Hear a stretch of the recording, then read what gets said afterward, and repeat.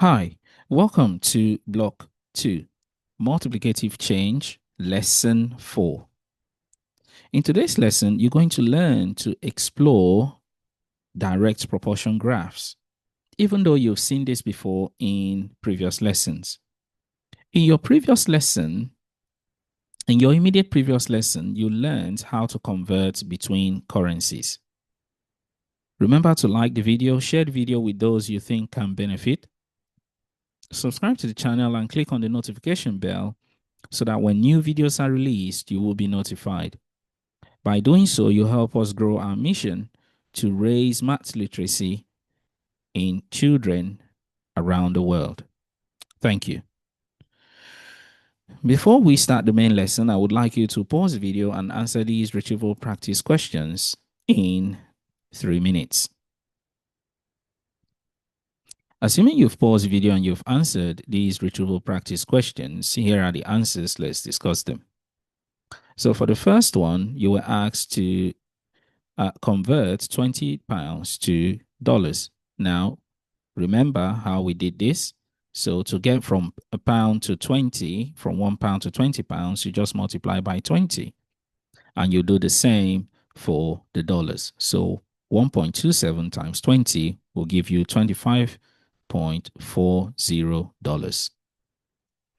For this one, you were asked 4:7 to make that comparison with 7:A.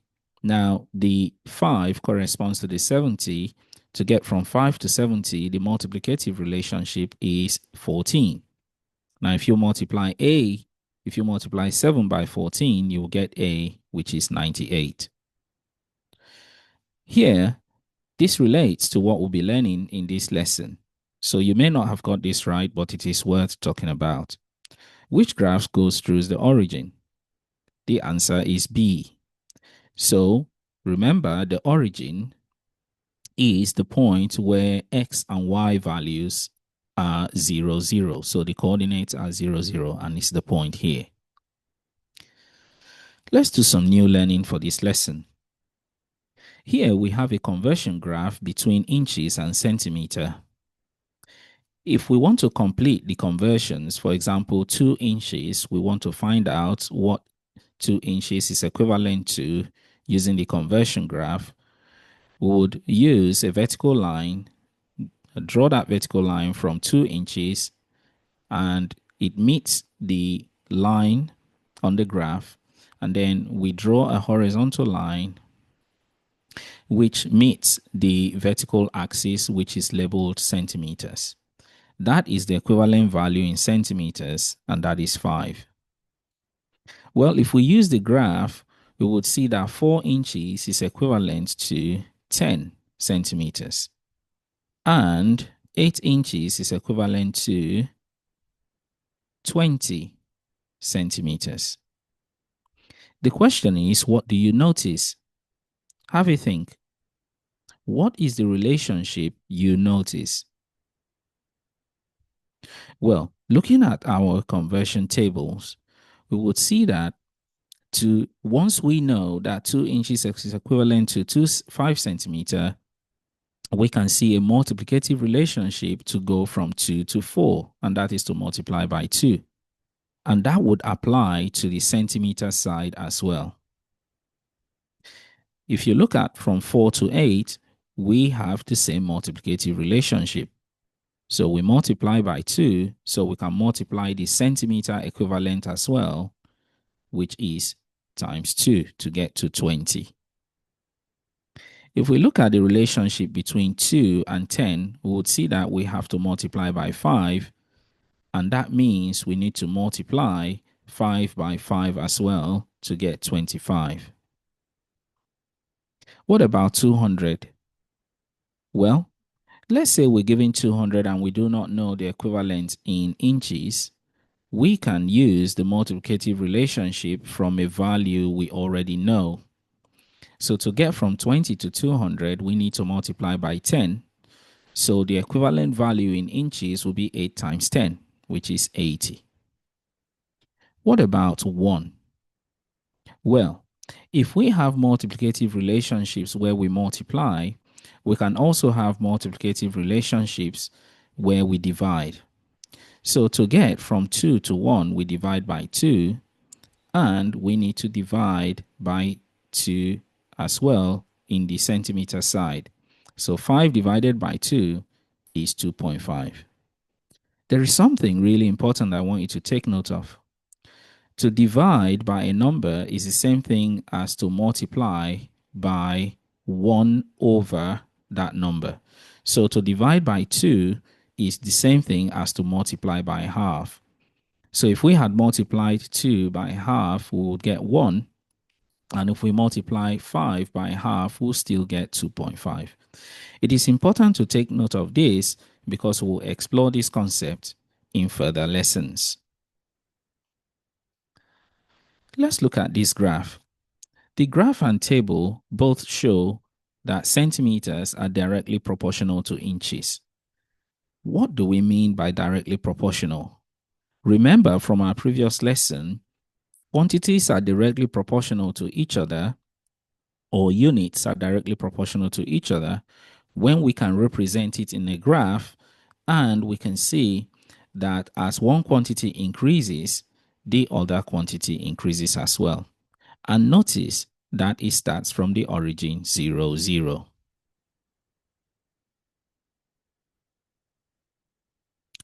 So looking at the table, we can see direct proportionality in tables as well as graphs. So which graph shows a direct proportion relationship from what you've learned so far? Of course, it's not these two, but it's this one. Notice that it starts from the origin and the values are increasing. The x and the y values increase with each other. Let us explore tables and see which one we can spot which have direct proportion relationship. Let's look at these tables. We'll look at the first one. For the first table, you can see that if we pick any number on the graph, on the table, if we pick any number on the table, we can see that to get from 1 to 4, we multiply by 4. But if this graph had a direct proportion relationship, then we should have 21 multiplied by 4, giving us a correct number here. But that is not the case.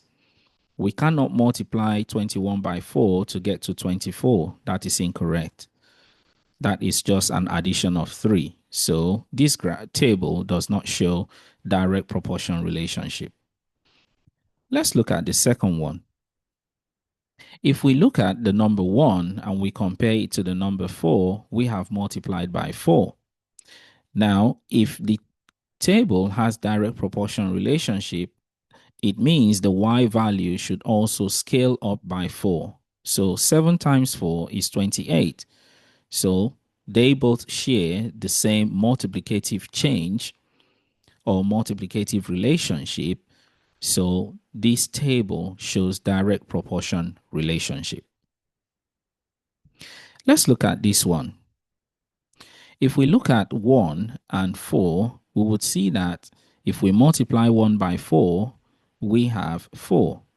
Now, if this table has direct proportion relationship, the other value for y must scale up by 4. And in this case, that is true. So 3 times 4 is equal to 12. Now, what about 1 and 0.5? Now, we see that we're dividing by 2.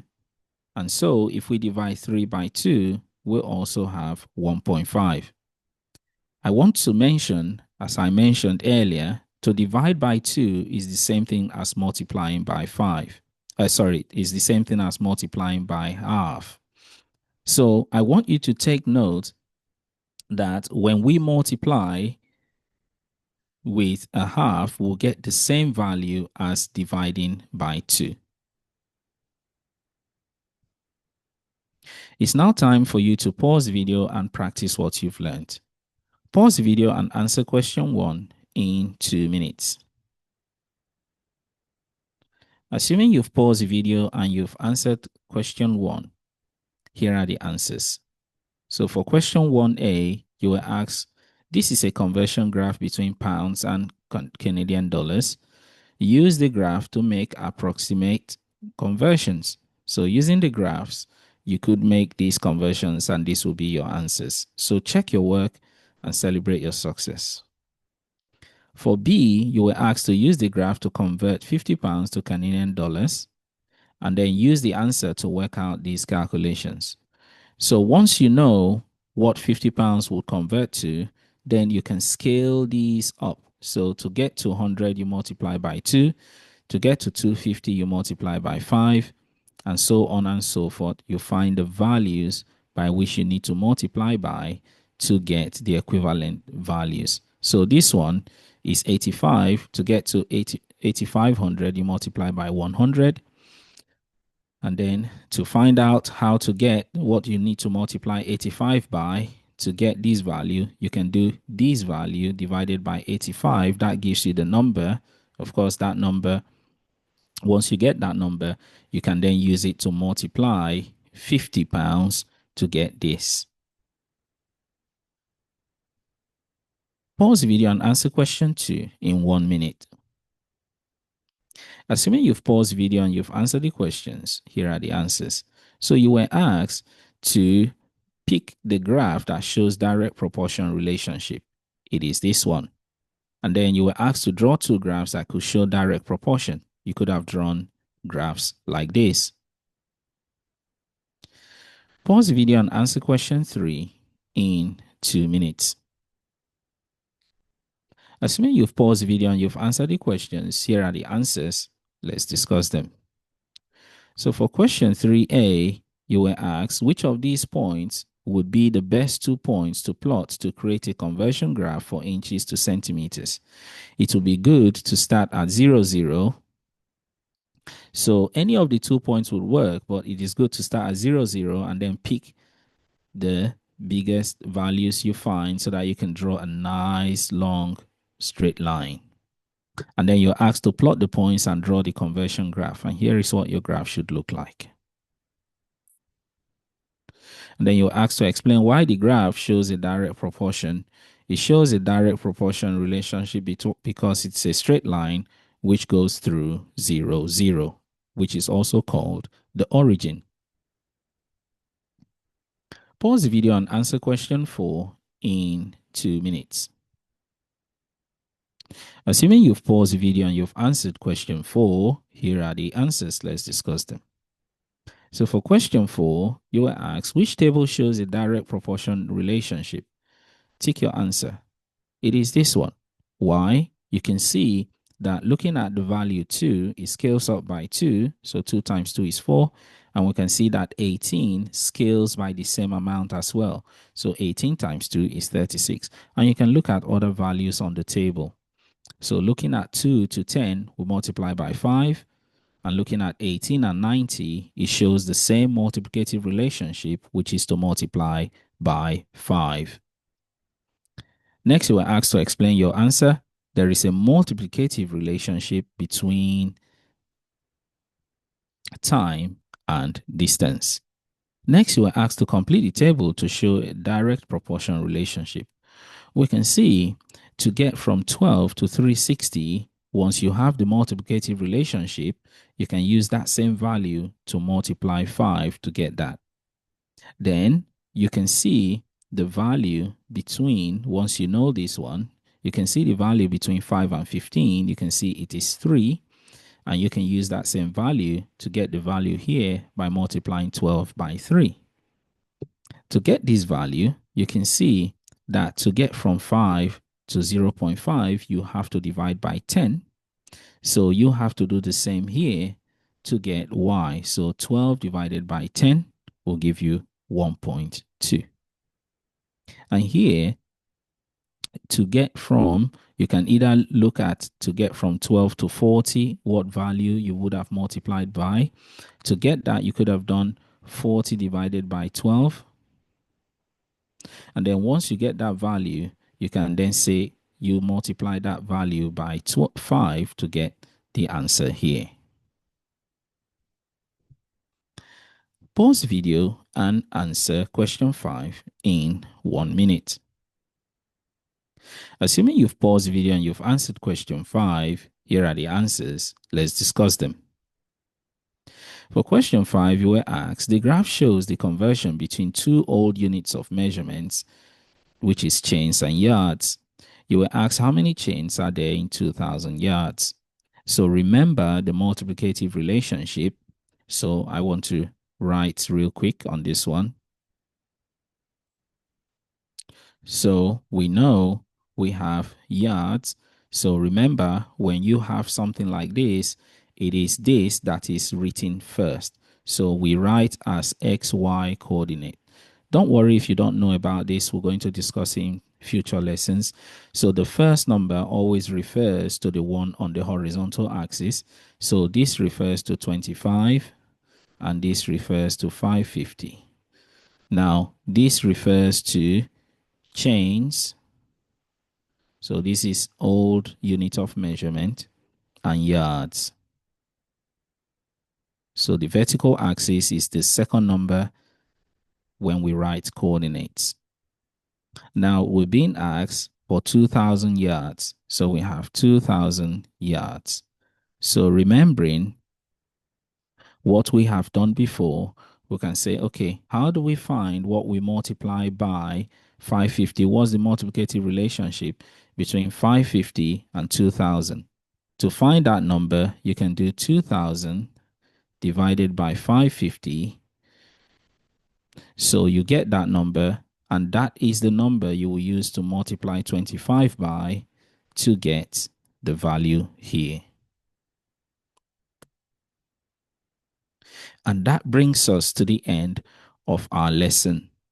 So in this lesson, you have learned to explore direct proportion graphs in depth, and you have seen how using multiplicative relationship knowledge can help you to answer even challenging questions. Well done for sticking around and for taking your learning seriously. Until next time, take care of yourself and bye-bye.